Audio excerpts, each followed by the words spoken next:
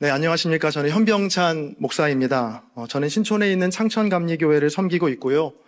매주 한 270명 되는 청년들과 함께 예배하고 있는 청년부 담당 목사입니다. 그리고 제게는 또 하나의 이름이 있습니다. 바로 보통 목사라는 이름인데요. 나중에 더 자세하게 설명드리겠지만 2020년부터 이 보통 목사의 10분 성경이라는 유튜브 채널을 개설해서 현재까지 운영해 오고 있습니다. 혹시 이 자리에도 구독자분이 몇 분 계실지 모르겠어요.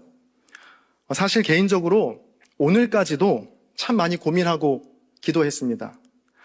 과연 내가 이 자리에 설 자격이 있는 사람인가라는 질문 때문이었습니다. 그러니까 저는 훌륭하신 다른 강사님들처럼 뭔가 특별한 이력이나 달란트 있지 않고요. 또 제가 살아온 삶이 그렇게 드라마틱하지도 않았거든요.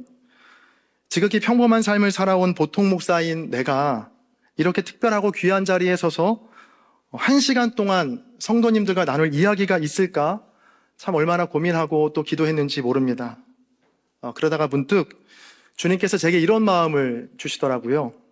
병찬아, 그래서 널 부른 거야.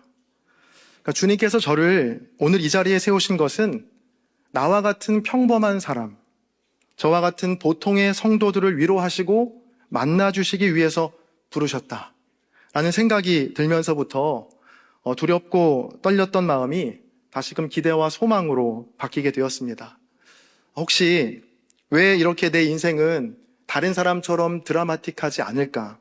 왜 하나님은 내 인생 가운데 기적으로 역사하지 않으실까? 라는 질문을 안고 오늘 이 자리에 오신 분들이 계시다면 오늘의 말씀을 통해서 주님께서 주시는 위로와 응답을 경험하게 되시기를 주님의 이름으로 간절히 축원합니다. 네, 오늘 함께 읽은 이 창세기 30장은요. 야곱의 인생 역전 본문으로 우리에게 잘 알려져 있습니다. 그러니까 먼저 오늘 본문의 상황을 제가 간략하게 소개해 드릴게요. 야곱이 형 에서를 피해서 삼촌 라반의 집으로 도망을 오게 됩니다. 여러분, 도망을 왔다는 건 이 보호를 받을 것을 기대하고 왔다는 말인데 야곱은 번지수를 잘못 찾았죠. 이 야곱도요, 누군가를 속이고 누군가의 것을 빼앗는 것에 야곱도 일가견이 있는 사람이었지만 삼촌 라반은 야곱보다 한 수 위였거든요. 이 야곱이 라반의 집에 도망 온 그날부터 라반은 야곱을 속이고 야곱의 노동력을 착취하기 시작합니다. 그런데 그 방법과 정도가 상상을 초월합니다. 그러니까 먼저 라반은 야곱이 마음에 들어했던 둘째 딸 라헬이 아닌 자기의 첫째 딸 레아를 라헬로 속여서 야곱과 결혼을 시킵니다. 그러니까 위장 결혼을 시킨 겁니다. 그것도 자기의 딸을 말이에요. 라반의 만행은 여기서 그치지 않습니다. 라반은 야곱을 무려 20년 동안 무임금으로 부려먹기 시작합니다. 말이 좋아 사위지 야곱은 라반에게 노예보다 못한 취급을 한 거예요. 자, 그렇게 20년 동안 참아온 야곱은 드디어 오늘 본문에서 라반에게 이제 나를 좀 고향으로 돌아가게 해달라라고 요청합니다.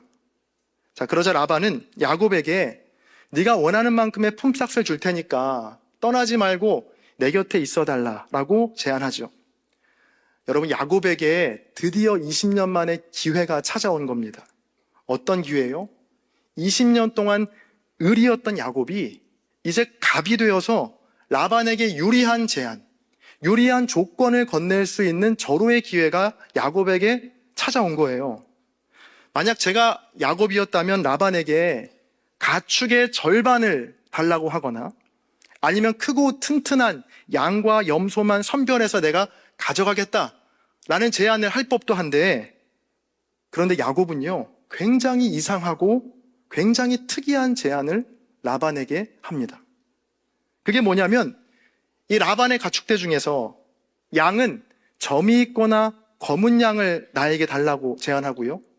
염소 같은 경우에는 점과 얼룩진 것만 갖겠다라는 제안을 라반에게 건넨 겁니다. 여러분, 언뜻 생각해도요, 양이라고 하면요, 깨끗하고 하얀 양이 떠오르지 않습니까? 그게 일반적입니다. 또 염소도요, 점박이 염소보다 얼룩진 염소보다는 그냥 깨끗한 염소가 일반적이고 많아요. 그런데 지금 야곱은요, 절대적으로 자기에게 불리한 제안을 라반에게 하고 있는 겁니다. 자, 야곱이 이렇게 이상한 제안을 하게 된 건요, 바로 하나님께서 꾸게 하신 꿈 때문이었는데요. 어느 날 하나님은 야곱의 꿈에 나타나셔서요, 점이 있고 얼룩진 것을 너에게 주겠다라고 약속하시거든요. 야곱은 그 하나님의 약속만 믿고 라반에게 이렇게 말도 안 되는 제안을 하게 된 겁니다. 자, 아마 이런 야곱의 제안을 들은 라반은요, 회심의 미소를 짓고 쾌재를 불렀을 겁니다. 그리고 라반이 누굽니까? 당장에 염소 중에서 줄무늬나 점이 있는 거 다 골라내고요. 또 양 중에서 점이 있거나 검은 양들 다 빼내서 그 모든 양들을 다 자기의 아들들에게 몰아줍니다. 그러니까 야곱에게 한 마리의 양과 염소도 줄 수 없다라는 라반의 아주 사악한 마음이 담겨있는 행동이죠. 자, 그런데 그래도 불안했던지 라반은 야곱을요, 사흘길이 떨어진 곳에서 나머지 양떼를 돌보게 합니다. 자, 여러분이 오늘 본문의 야곱이라고 한번 생각해 보세요. 야곱은요, 다른 이유도 아니고 하나님께서 보여주신 그 꿈을 믿고 자기에게 절대적으로 불리한 제안을 라반에게 했던 겁니다. 그런데 현실은 내가 무슨 수를 써서라도 얼룩진 것과 양과 염소가 나올 수 없는 최악의 상황으로 벌어진 것이죠. 여러분, 그래도 암컷과 수컷 중에 둘 중에 하나라도 최소한 얼룩이 있어야 얼룩진 새끼가 나올 거 아닙니까? 그런데 지금 얼룩지고 점이 있는 가축들은 이미 라반의 아들들이 다 가져가 버렸고요. 더군다나 야곱이 있는 곳은 거기에서 사흘길이나 떨어진 곳에 있었기 때문에 얼룩진 가축들과 야곱의 가축들이 만날 가능성은 제로가 된 겁니다. 한마디로 야곱은 이제 망하게 된 것이죠. 제가 야곱이었다면 하나님을 원망했을 것 같아요. 아니, 하나님을 원망하기보다는 그 하나님의 꿈만 믿고 바보 같은 제안을 한 내 자신을 많이 원망했겠죠. 왜 내가 그런 어리석은 제안을 했을까? 내 몫을 챙길 수 있는 좀 정상적인 제안을 했다면 이렇게까지 되지는 않았을 텐데 얼마나 후회하고 또 후회했을까요? 자, 그런데 혹시 제 말씀을 듣는 중에 이런 생각하시는 분 있을 수 있어요? 아니, 목사님, 오늘 말씀에 보면 껍질을 벗긴 나뭇가지 앞에서 새끼를 베면 줄무늬가 있는 양과 염소들이 태어났잖아요. 그러니까 야곱은 미리 그 사실을 알고 라반에게 불리해 보이는 제안을 했고 결국에는 비장의 무기인 껍질을 벗긴 나뭇가지를 꽂아서 줄무늬 새끼들을 많이 낳았는데 왜 야곱이 후회를 했겠어요? 라반을 골려줄 생각에 좋아했겠죠. 여러분, 그런데요, 잘 들어보세요. 성경 어디를 봐도 하나님께서 줄무늬 있는 양과 염소를 낳는 방법을 알려주셨다라는 내용은 없습니다. 야곱아, 너 어려움에 처하면 나뭇가지 그거 있잖아. 거기 껍질 벗겨가지고 꽂아둬. 그러면 내가 얼룩진 새끼 나오게 해줄게. 이런 약속, 이런 말씀 전혀 하시지 않았다는 거예요. 자, 여러분, 이게 오늘 말씀을 이해하는데 정말 중요한 포인트입니다. 하나님은 야곱에게 꿈을 통해서 약속하셨지만 그 약속을 이루기 위한 구체적인 방법은 알려주지 않으셨다는 겁니다. 자, 이러한 이해를 갖고 다시 오늘 야곱의 상황으로 돌아와서요, 하나님의 약속만 믿고 점과 얼룩진 것만 갖겠다라고 큰 소리 쳤지만 현실은 어떤 방법을 써도 점과 얼룩진 것 가질 수 없는 상황에 처합니다. 야곱이 할 수 있는 거 아무것도 없었어요. 자, 그런데 그런 야곱의 눈에 저기서 나뭇가지 하나가 보이는 거예요. 야곱은 그 가지를 꺾어서 그 나무의 껍질을 벗깁니다. 그리고 그 얼룩진 나뭇가지를 새끼를 베는 곳에 그냥 힘없이 꽂아둔 거예요. 여러분, 지금 이 야곱이 꽂아놓은 나뭇가지는요, 야곱이 준비했던 비장의 무기가 결코 아니었습니다. 아무것도 할 수 있는 게 없어서 자포자기의 심정으로 그저 힘없이 꽂아놓은 항복의 표시였던 거예요. 여러분, 세상에 얼룩진 나뭇가지 꽂아놓는다고 얼룩진 양과 염소가 나올 거라고 누가 생각할 수 있겠습니까? 아무리 바보라도 그런 생각 하지 않거든요. 그러니까 야곱은 자포자기의 심정으로 어쩔 수 없이 상황에 밀려서 그저 껍질을 벗긴 나뭇가지 하나 꽂아놓은 것 뿐이라는 거예요. 자, 그런데 놀라운 일이 벌어지죠. 야곱이 정말 아무것도 할 게 없어서 자포자기의 심정으로 꽂아놓은 그 나뭇가지를 보고 수많은 양과 염소들이 얼룩진 새끼를 낳기 시작한 겁니다. 여러분, 살다 보면 정말 막다른 골목에 서 있는 것 같은 절망적인 상황 만날 때가 있습니다. 그래서 도저히 내 스스로 해결할 힘도 또 해결할 수 있는 방법도 보이지 않아서 자포자기의 심정으로 꽂아놓은 이 야곱의 나뭇가지처럼 우리 인생에도요, 어쩔 수 없이 하게 되는 일들 꼭 있지 않습니까? 자, 여러분이 보시기에 제가 고생한 얼굴 같나요? 고생 없이 자란 얼굴 같나요? 저희 교회 권사님들이 제게 붙여주신 별명이 하나가 있어요. 저는 잘 모르겠는데 그렇게 제가 삼성의 이재용 회장을 닮았다고 하시더라고요. 외모가 닮은 것처럼 살아온 환경도 닮으면 참 좋았겠지만 아쉽게도 그렇진 않았습니다. 그러니까 제가 초등학교 다닐 때 저희 아버지께서 조그마한 사업을 시작하셨거든요. 그러니까 그때가 IMF로 온 나라가 난리였을 때인데, 그런데 이상하게 저희 아버지 사업만 계속 번창하는 거예요. 그래서 덕분에 제가 학창 시절을 아주 유복하게 보낼 수 있게 되었습니다. 사업을 시작하기 전만 해도 저희 네 가족이 작은 반지하 방에서 옹기종기 지내다가 사업을 시작한 지 1년 만에 자가 아파트로 이사 가게 되고요. 이제는 제 방도 생기고 제 책상도 생기고 제 침대도 생긴 거예요. 그러니까 너무 좋더라고요. 제가 몇 년 전에 저희 부모님 댁에서 25년 전에 드렸던 11조 봉투를 찾아서 본 적이 있습니다. 그러니까 거기에 보니까 25년 전 당시에 드렸던 11조가 평균 200만 원에서 많게는 400만 원까지 드렸더라고요. 25년 전이라고 생각해 보면 정말 꽤 많은 돈을 버셨던 거죠. 자, 그렇게 사업이 계속 커져갔고요. 4년 만에 회사는 법인으로까지 성장하게 됩니다. 그래서 아버지께서는 시야를 좀 더 넓히셔서 드넓은 대륙, 중국까지 진출하게 되신 거죠. 벌써 뭔가 불길한 느낌이 오지 않습니까? 그 느낌이 정확합니다. 벌어놓은 모든 자본을요, 그 중국의 공장을 짓는 데 다 투자를 했고요. 처음에는 모든 것이 순조로웠습니다. 그러니까 넓은 부지 확보하고 공장 새롭게 짓고 기계도 구입해서 이제 설치했고요. 이제 정말 스위치만 딱 올리면 모든 것이 끝나는 그때 우리 모두가 예상하는 그 일이 벌어졌습니다. 저희 아버지는 중국 진출 4년 만에 철수하게 되었는데, 문제는 투자했던 모든 자금을 단 한 푼도, 1원도 회수하지 못하고 한국으로 쫓겨 나오게 된 겁니다.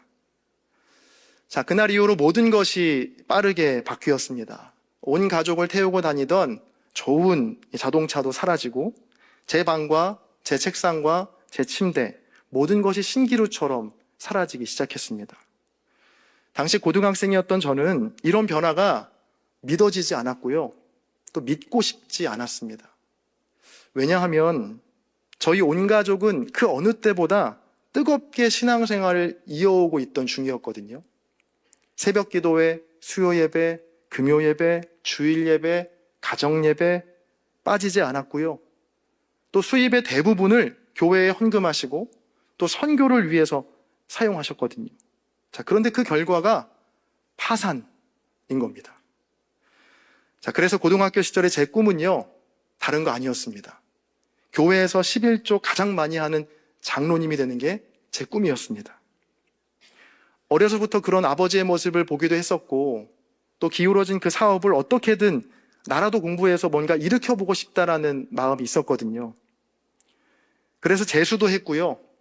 열심히 공부했습니다. 그리고 점수도 꽤 나왔습니다. 이대로만 잘 준비하면 원하는 대학의 경영학과에 갈 수 있겠더라고요. 그래서 재수 중반에 다니던 재수학원을 그만두고요. 저는 혼자 공부하기 시작했습니다.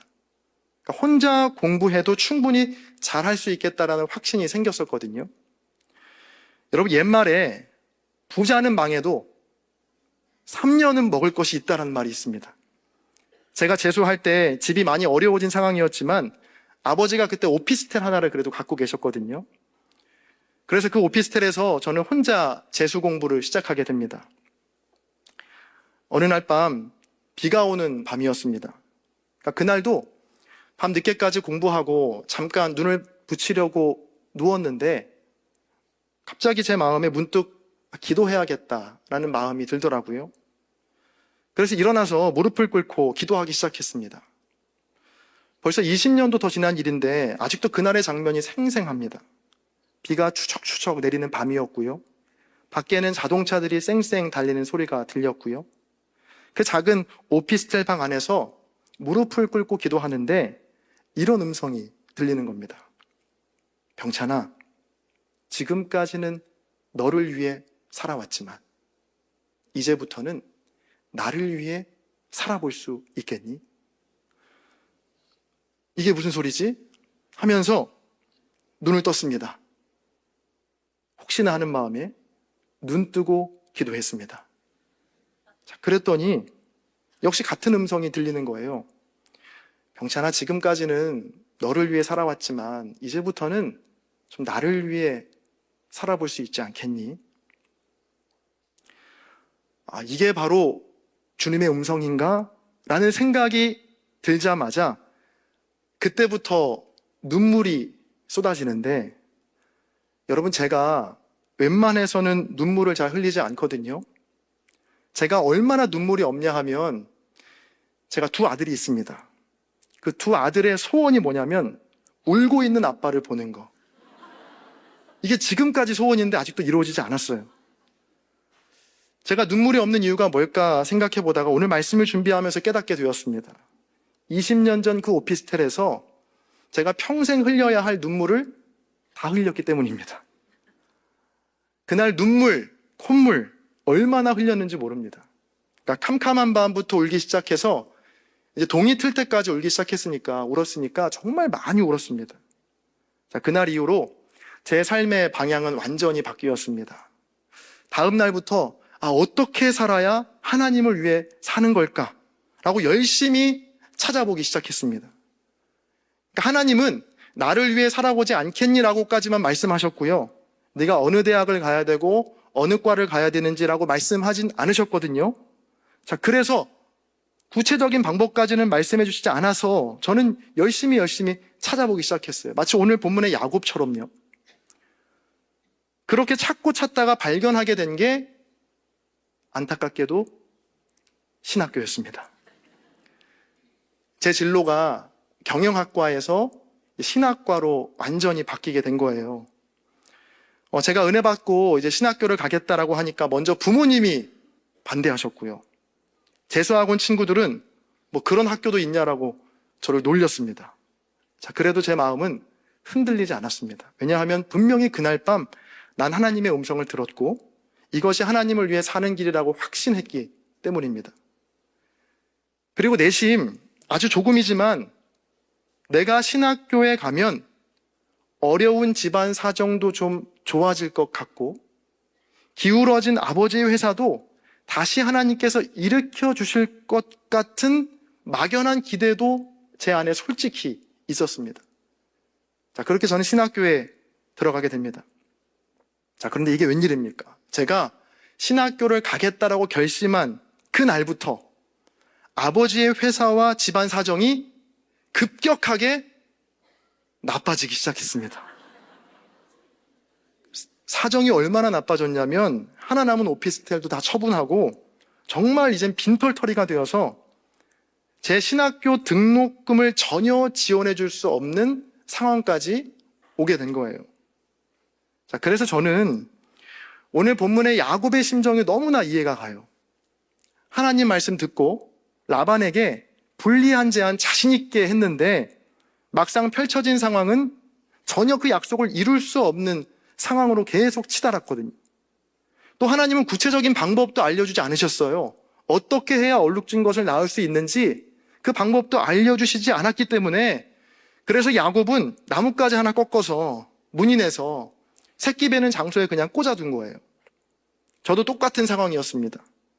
하나님 음성 듣고 하나님을 위해 살아보겠다라고 생각해 본 적도 없는 신학교 간다고 여기저기에 많은 사람들한테 얘기했는데 막상 현실은 등록금조차 낼 수 없는 상황에 처한 거니까 그때 좀 하나님을 원망했던 것 같습니다.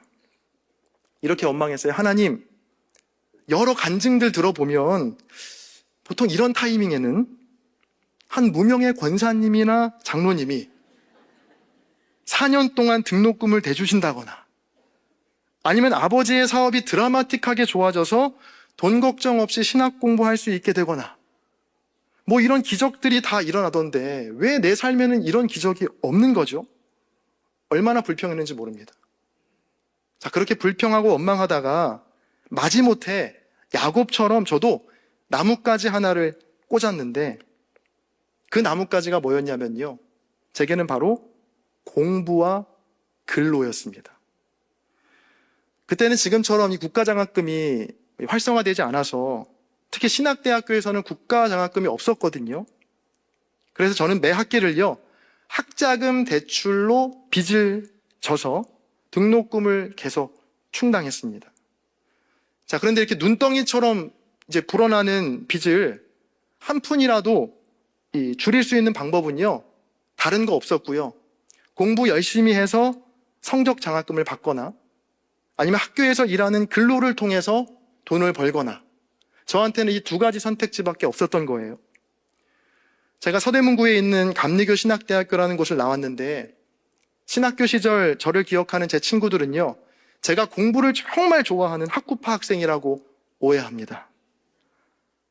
사실 저는 공부를 그렇게 좋아하지 않거든요. 여러분, 세상에 공부를 좋아하는 사람 있을까요? 없을 것 같아요. 더군다나 저는요, 재수를 하고 들어왔잖아요. 그래서 공부가 지긋지긋했습니다. 대학교 가서는 생각 없이 마음껏 놀고 싶은 마음이었습니다. 자, 그런데 상황이 저를 억지로 공부하게 만든 겁니다.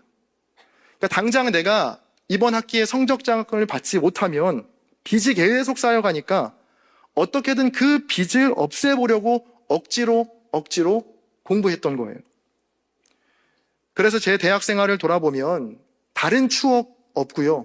매일 도서관에서 책 보고 또 학교 식당 아니면 학교 매점에서 혼자 밥 먹은 기억밖에는 거의 없습니다. 학교 밥이 맛있어서 학교에서 혼자 먹었을까요? 몰래? 아니죠. 돈이 없어서. 그러니까 밖에서는 도저히 사 먹을 수가 없는 거예요.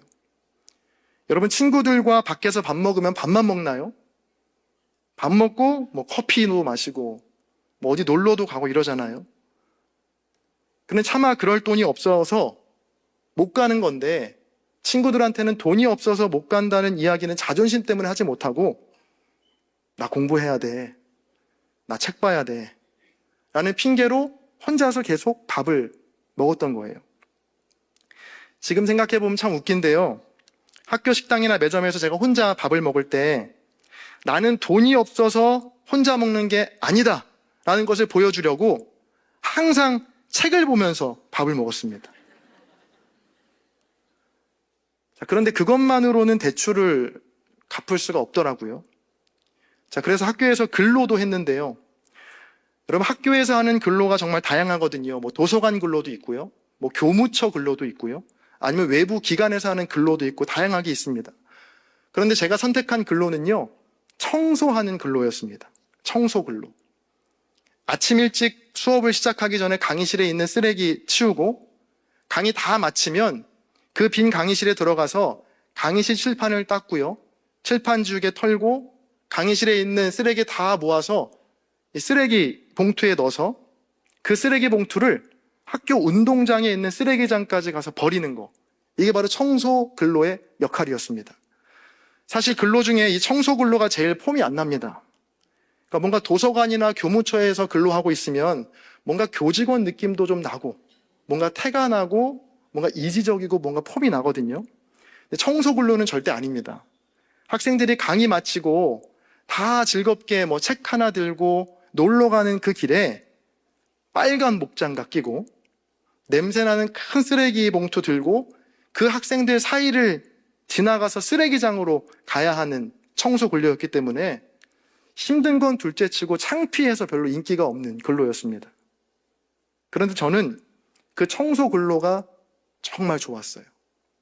왜냐하면 가성비가 최고였거든요. 다른 근로들은요, 근무 시간이 되게 길었거든요. 그런데 이 청소 근로는요, 30분이면 끝납니다. 그러니까 저한테는 이보다 좋은 근로가 없는 거예요. 당시 제게는 정말 시간이 금이었거든요. 30분 근로로 근로비도 받을 수 있고 나머지 시간은 내가 공부도 할 수 있으니 이보다 좋은 근로는 없던 겁니다. 그래서 빨간 목장갑 끼고 쓰레기 봉투 들고 가는 내 모습이 친구들한테 어떻게 보일까? 당시 제게는 별로 중요한 문제가 아니었던 것 같아요. 오히려 근로할 때마다 얼마나 행복했는지 모릅니다. 30분만 일했는데 근로비 벌었다. 오늘 빚이 이만큼 줄었다. 라고 말이죠. 지금 돌이켜보면 그 신학교 시절에 치열하게 공부하고 악착같이 청소 근로를 했던 것이 제게는 야곱의 나뭇가지였더라고요. 내가 하고 싶어서 한 거 아니었고요. 어려워진 형편 때문에 억지로, 가난 때문에 떠밀려서 하는 행동이었거든요. 마치 야곱이 별다른 방법이 없어서 절박한 심정으로 껍질을 벗긴 나뭇가지 하나 세워놓은 것처럼 말이죠. 저도 남들처럼 밖에서 비싼 밥도 먹고 싶었고 빨간 목장갑 끼고 싶지 않았습니다. 쓰레기 줍고 싶지 않았어요. 좀 좋은 옷 입고 좋은 데 놀러 가고 좀 낭만 있는 대학생을 하고 싶었지만 그 당시 제겐 그게 허락되지 않았던 겁니다. 여러분, 그런데요, 하나님께서는 그 상처난 나뭇가지를 사용하시더라고요. 제가 평생 공부로 뭐 이렇게 상 받아본 적이 하나도 없거든요. 자, 그런데 대학에 가서 그 등록금 때문에 억지로 공부하는 제 모습이 하나님께서 기특하게 보셨는지 졸업식 날 저희 신학과 4년 전체 수석이라는 상을 받게 하셨습니다. 아니, 이건 박수 받을 일 아닌 것 같은데. 네. 그 졸업식 날 단 위에서 신학과 4년 전체 수석 현병찬 이름이 불려질 때 제가 울었을까요? 안 울었을까요? 안 울었습니다. 제가 평생 흘릴 눈물 20년 전에 다 이미 흘렸거든요. 자, 그런데 그 단 위에서 그날 주셨던 음성을 다시 생각나게 하셨습니다. 병찬아, 지금까지는 너를 위해 살아왔지만 이제부터는 나를 위해 살아보면 어떻겠니? 자, 그리고 그 상을 제가 받아드는데 마치 주님께서 저한테 이렇게 위로를 주시는 것 같더라고요. 그동안 정말 막막하고 힘들었을 텐데 참 애썼다. 고맙다. 마치 그 상이 제게는 하나님이 제게 그렇게 말씀하시는 것만 같았습니다. 저는 그때 깨달았습니다. 상황 때문에 어쩔 수 없이 하게 되는 나의 작은 일을 통해서도 하나님은 큰 일을 행하신다. 야곱의 나뭇가지를 들어 쓰신 하나님. 여러분, 그 하나님이 저와 여러분의 하나님이신 줄 믿습니다. 그리고 제가 꽂은 또 하나의 나뭇가지가 있었는데요. 바로 근로라는 나뭇가지였죠. 하나님께서는 그 나뭇가지도 잊지 않고 들어서 쓰시더라고요. 제가 청소 근로 하면서 학교 다니는 내내 빨간 목장갑 끼고 쓰레기 봉투 들고 다녔는데 그 빨간 목장갑 끼고 쓰레기 봉투를 들고 다니면서도 전혀 창피해하거나 부끄러워하지 않고 늘 웃고 다녔던 제 모습을 한 여자 후배가 주목해서 보기 시작합니다. 그리고 그 모습에 반하게 되었고 그 후배는 바로 지금의 아내가 되었습니다. 저보다 무려 4살이나 어린 아내를 학교에서 만나게 된 거죠. 지금도 그렇지만 당시에는 정말로 제가 가진 게 하나도 없었거든요. 가진 거 하나 있었습니다. 빚. 그래서 결혼할 때 제가 아내한테 이렇게 물어봤어요. 도대체 뭐 믿고 나랑 결혼하는 거냐고. 자, 그때 아내가 하는 말이 수업을 마치고 많은 학생들 사이에서 빨간 목장갑 끼고 환하게 웃으며 쓰레기 봉투를 들고 가는 저를 보고 아, 저렇게 행복하게 쓰레기를 버리는 사람이라면 내 인생을 걸어도 좋겠다 라고 생각했다는 거예요. 여기 청년분들 잘 들으세요. 혹시 주변에 이런 남자, 이런 여자 있으면 붙드셔야 합니다. 행복하게 꾸준 일을 하는 사람. 그 사람한테 여러분의 인생을 맡기면 절대 후회하지 않을 겁니다. 자, 저는 그렇게 4년 전체 수석이라는 상도 받게 되고 아내와 결혼을 하게 됩니다. 제가 속한 감리회는요, 수련 목회자라는 과정이 있거든요. 그러니까 목사 안수를 받기 전에 3년 동안 전도사 생활을 하는 거를 수련 목회자 과정이라고 해요. 제가 신학교 시절에는 광화문에 있는 종교교회라는 교회에서 청년부 사역을 했거든요. 그런데 당시 종교교회 청년부는요, 감리회 내에서 굉장히 주목받는 공동체였습니다. 왜냐하면 50명이었던 청년부가 9년 만에 400명까지 모이는 청년부로 성장했었거든요. 그러니까 저는 사실 거기에 뭐 딱히 큰 역할은 한 건 없었지만 거기 안에 목회팀으로 신학생으로 있었다는 것만으로도 많은 분들이 저를 알아봐 주셨고 수련목 자리를 구할 때도요, 서울의 여러 교회들에서 저한테 같이 사역을 해보자 라고 제안을 해주셨어요. 저는 서울 토박이라서 당연히 저도 서울에서 수련목 과정을 할 줄 알았는데 결혼을 하니까요, 뭐가 필요한가요? 집이 필요하더라고요. 그러니까 지금은 더하지만 그 옛날에도 서울의 집값이 말도 안 되게 비싸서요, 서울에 있는 교회에서 전도사에게 집을 준다? 이런 교회 거의 없습니다. 그리고 저는 당시 학자금 대출 계속 갚는 중이어서 제가 뭐 집을 구한다 이건 꿈도 꿀 수 없었고요. 그래서 저는 수련 목회자 자리를 구할 때 집을 주는 교회를 찾기 시작했습니다. 그러다 보니까 자연히 점점 서울에서는 멀어지기 시작했고, 그래서 제가 수련목 자리를 가게 된 곳이 강원도 철원이었습니다. 멀리 갔죠? 자, 서울을 한 번도 떠나본 적이 없는 제가 철원에서 3년간의 수련목 과정을 시작하게 된 거예요. 그러니까 제가 강원도 철원 간다고 하니까 주변에서 또 깜짝 놀라시더라고요. 다른 사람 몰라도 병찬이는 뭔가 유학을 가거나 아니면 서울의 큰 교회에서 사역할 줄 알았는데 철원이 웬 말이냐라고 깜짝 놀라시더라고요. 여러분, 제가 당시에 철원을 간 이유는요, 목회자라면 아골 골짝 빈들이라도 순종해서 가야 하고 모두가 가기 원하는 곳이 아닌 아무도 가지 않으려 하는 곳을 험지로 가야 한다 라는 거룩한 이유였으면 좋겠지만 바로 집 때문이었습니다. 그러니까 솔직히 억지로 밀려서 간 거예요. 그러니까 제 인생의 또 하나의 야곱의 나뭇가지였던 것이죠. 이 철원에서의 전도사 사역이 제게는 이 야곱의 나뭇가지와 같은 선택이었지만 하나님께서는 역시 그 일을 통해서도 놀라운 은혜를 부어주셨는데, 제가 철원에 있는 교회에 처음 부임할 당시에 학생부가 3명이었거든요. 그러니까 토요일에 학생부 모임이 있다고 해서 처음으로 갔는데 3명이 앉아있더라고요. 그래서 시간이 아직 안 됐나? 라고 기다렸는데 그 3명이 전부라는 거예요. 그렇게 3명으로 시작했던 학생부는요, 3년 후에 40명이 모이게 되었고요. 또 영아부부터 청년부까지 30명 정도 모이던 교회 학교가 3년 뒤에 100명이 넘게 모이는 은혜를 허락해 주셨습니다. 역시 그때도 그 작은 나뭇가지, 상처난 나뭇가지를 통해서 큰 일을 행하신 하나님의 놀라운 역사를 경험하게 된 것이죠. 자, 그렇게 3년간의 사역을 마친 뒤에 저는 다시 서울로 오게 되었고 2019년도부터 지금 제가 섬기고 있는 창천교회에서 사역을 시작하게 됩니다. 저희 교회가 나이가 좀 많아요. 올해로 118주년 맞았습니다. 굉장히 역사가 오래된 교회죠. 부임하고 나서 얼마나 바빴는지 모릅니다. 새벽부터 밤 늦게까지 정신없이 사역했습니다. 또 역사가 오래된 교회이다 보니까 장례가 정말 많았습니다.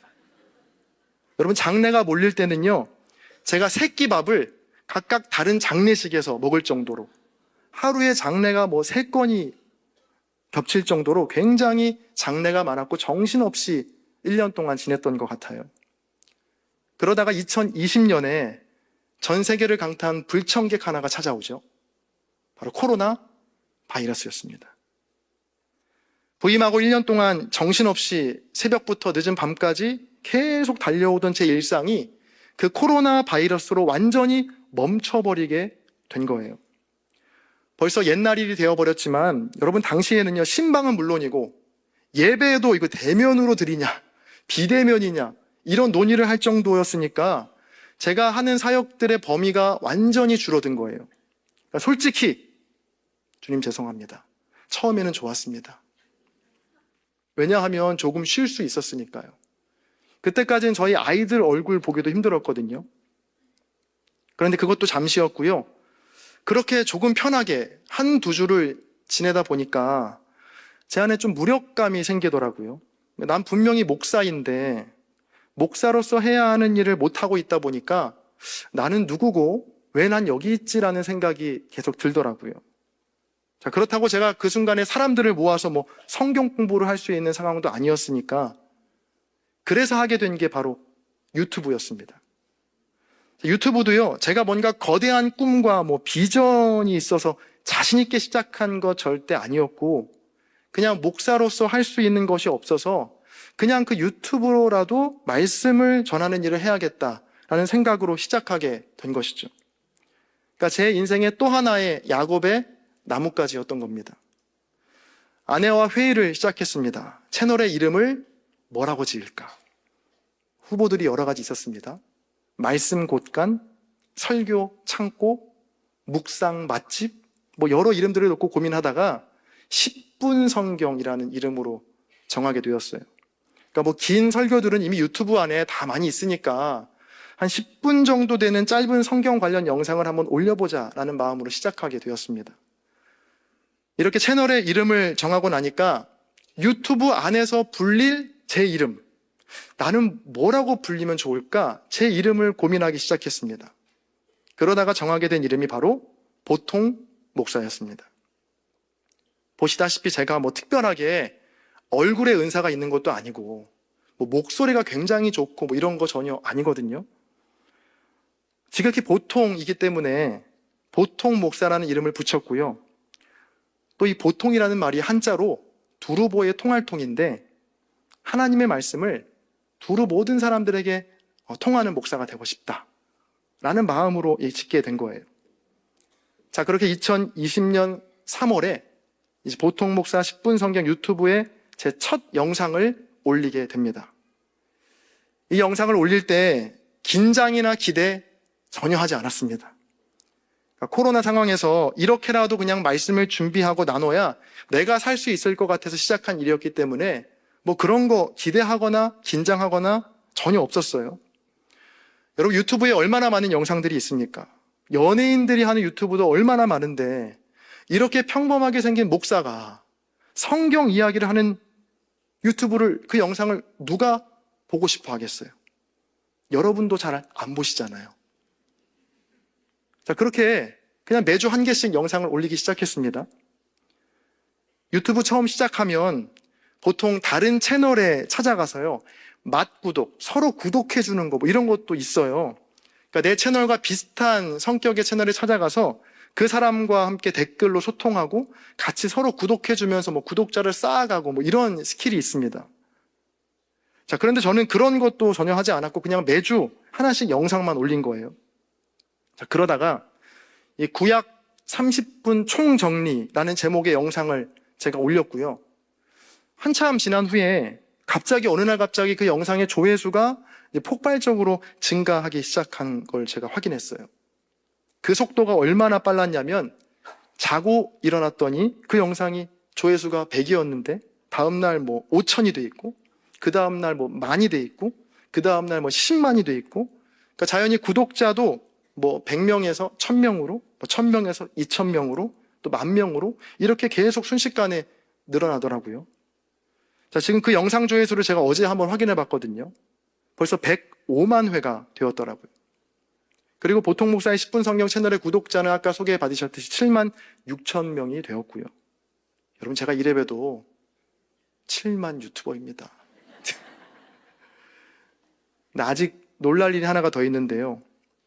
제가 유튜브에 성경을 한 장씩 요약하고 묵상하는 영상을 꾸준히 올리고 있어요, 지금도.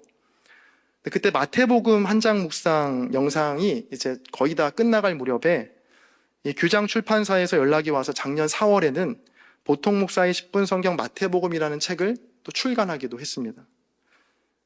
여러분, 그런데 정말 놀랄 만한 일이 또 하나 있습니다. 그건 그 조회수 105만 회를 기록한 구약 30분 총정리, 그 내용은요, 제가 뭔가 새롭게 만든 게 아니고요. 그 옛날 수련목 시절 강원도 철원에서 5명의 교사를 위해 준비했던 강의 내용이었습니다. 그러니까 철원의 그 교회에서 제가 10년 만에 젊은 전도사 왔다고 한 교사가 저한테 성경 공부하자고 제안했는데 제가 차마 그 제안을 거절할 수 없어서 마지못해 준비했던 강의가 바로 그 강의였습니다. 당시 강의를 준비할 때 비록 5명과 하는 성경 공부였지만 정말 많은 책들을 참고해서 강의안도 그럴듯하게 만들었고요. 과하다 싶을 정도로 굉장히 잘 준비했거든요. 자, 그런데 하나님은 그 작은 나뭇가지를 또 들어서 쓰시더라고요. 5명이 듣던 내용을 10년이 지나 100만 명이 듣게 하신 겁니다. 자, 그래서 더욱 분명하게 고백하게 되는 겁니다. 작고 약한 나뭇가지를 들어 쓰시는 크고 놀라우신 하나님의 역사를 말입니다. 여러분, 삶을 살다 보면 오늘 본문의 야곱의 나뭇가지와 같이요, 정말 어쩔 수 없이 하게 되는 일들이 여러분 인생 가운데 찾아올 수 있습니다. 난 하기 싫은데 어쩔 수 없이 하는 집안일, 또 가난 때문에 어쩔 수 없이 겪게 되는 억울한 일, 또 질병 때문에 어쩔 수 없이 누워 있어야만 하는 현실, 또 가정의 불화로 어쩔 수 없이 떨어져 지내야 하는 상황까지. 여러분, 그런데요, 그런 어쩔 수 없이 하게 되는 일을 통해서도, 아니, 그것을 통해서만 이루시는 하나님의 역사가 있음을 반드시 여러분 믿음으로 붙드시기를 바랍니다. 이 밤에 그 은혜에 대한 눈이 열리고 믿음으로 그것을 붙들 수 있게 되시기를 주의 이름으로 간절히 축원합니다. 잊으셨을까 봐 한 번 더 말씀드립니다. 하나님은 야곱에게 꿈을 통해 약속하셨지만 그 약속을 이루는 구체적인 방법은 알려주지 않으셨다. 도대체 하나님은 내 인생 가운데 언제 약속을 이루실까? 왜 내게는 저 사람에게 행했던 놀라운 기적이 나타나지 않을까? 왜 나는 늘 이 모양 이 꼴일까? 혹시 이런 마음으로 이 자리에 앉아 계신 분이 계시다면 여러분 앞에 놓인 야곱의 나뭇가지를 볼 수 있는 눈이 열려지기를 간절히 축복합니다. 저도 같은 마음이었거든요. 하나님은 왜 우리 집을 망하게 하셨을까? 왜 다시 아버지의 회사를 다시 회복시켜주지 않으실까? 왜 내게는 든든한 후원자가 없을까? 그런데 돌아보니 하나님은 이미 제 삶에 놀라운 기적을 이미 베푸시고 인도하셨더라고요. 무엇을 통해? 야곱의 나뭇가지와 같은 정말 하찮아 보이는 나의 작은 일상의 사소한 일들을 통해서, 작은 선택을 통해서 하나님을 일하셨고 지금도 일하고 계시더라고요. 그 하나님은 오늘도 신실하게 우리 가운데서 역사하시고 함께 하시고 일하시는 줄 믿습니다. 오늘 말씀의 제목이 상처난 나뭇가지입니다. 야곱이 껍질을 벗겨 꽂아놓은 그 나뭇가지를 묵상하다 보니까 예수님의 십자가가 자꾸 생각나는 거예요. 껍질이 벗겨 상처난 야곱의 나뭇가지와 못자국과 피로 얼룩진 예수님의 나무 십자가, 그게 겹쳐 보이더라고요. 여러분, 세상을 살다 보면 이렇게 주님을 믿고 십자가 의지하며 사는 것이요, 야곱의 상처난 나뭇가지를 꽂는 것처럼 아무 힘도 없어 보이고 아무 능력도 없어 보일 때가 있습니다. 이거 꽂는다고 설마 얼룩진 양과 염소가 나오겠어? 이 나무 십자가 의지한다고 내 인생이 달라지겠어? 여러분, 그런데 달라지더라고요.